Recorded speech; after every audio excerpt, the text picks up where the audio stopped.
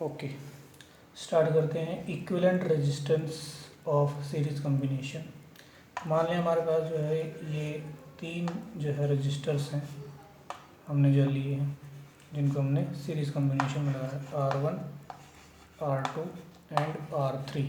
ये तीन रजिस्टर्स हैं जिनको हमने सीरीज़ में लगाया, और यहाँ से मान लिया कि जो है सेम करंट I, क्योंकि बैटरी लगाते हैं तो सेम करंट जाएगा I, यहाँ से भी I और यहाँ से भी I, जैसा कि हमने देखा था।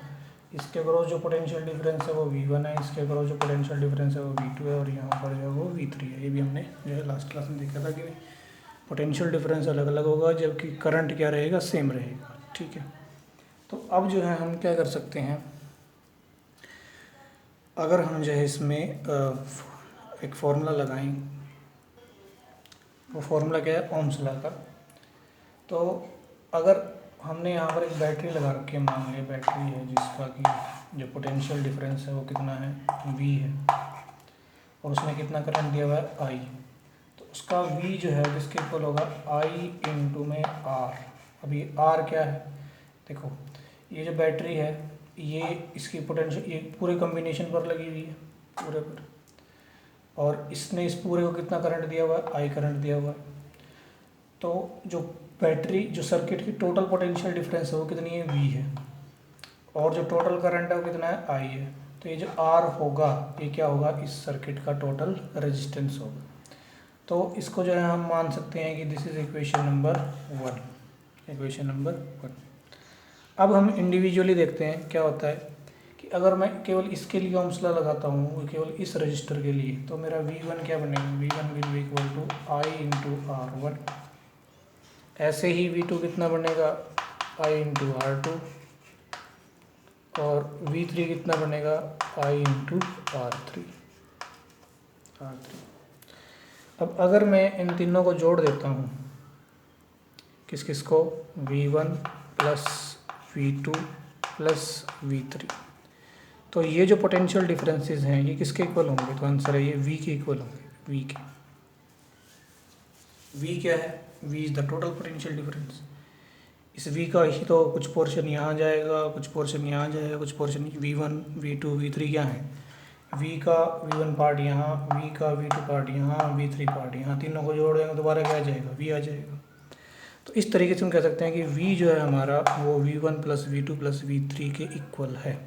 और V1 की वैल्यू कितनी है, हमने जो है यहाँ पर क्या कर दिया, V is equal to this is V is equal to V1 plus V2 plus V3 बना दिया, क्योंकि तीनों को जोड़ने पर दोबारा V ही आएगा। अब V को हम क्या लिख सकते हैं, V किसके इक्वल है, I इंटू R के इक्वल है, जबकि V1 किसके इक्वल है, I इंटू R1 के इक्वल है, V2 किसके इक्वल है, I इंटू R2 के इक्वल है, और V3 किसके इक्वल है, I इंटू R3 के इक्वल है। यहाँ से हम जो है देख रहे हैं कि I जो है थ्रू आउट क्या हो जाएगा, कैंसिल हो जाएगा, इधर से I, यहाँ पे I, ये कॉमन बना करके I इससे कैंसिल हो गया।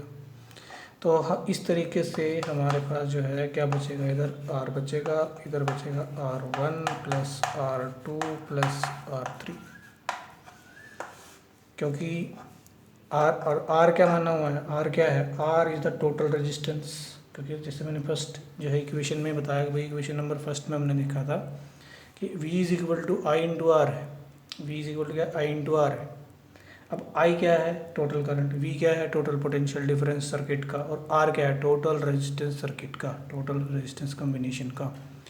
तो वही R किसके इक्वल आ रहा है, तीनों R के अलग अलग R के सम के इक्वल आ रहा है।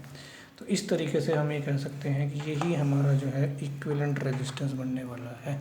किसी भी कॉम्बिनेशन, सीरीज़ कॉम्बिनेशन का टोटल रेजिस्टेंस का फॉर्मूला क्या हो गया, इस तरीके से R1 plus R2 plus R3, R1 plus R2 plus R3।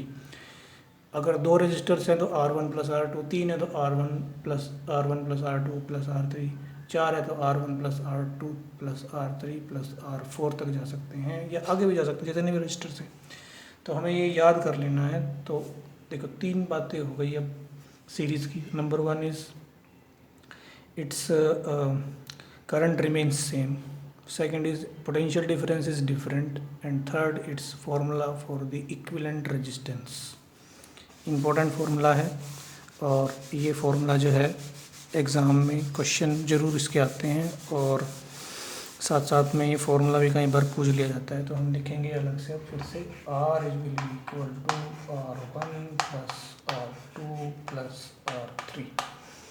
ये हमारे पास जो है इक्विवेलेंट रेजिस्टेंस का फॉर्मूला रहेगा फॉर द सीरीज़ कम्बिनेशन।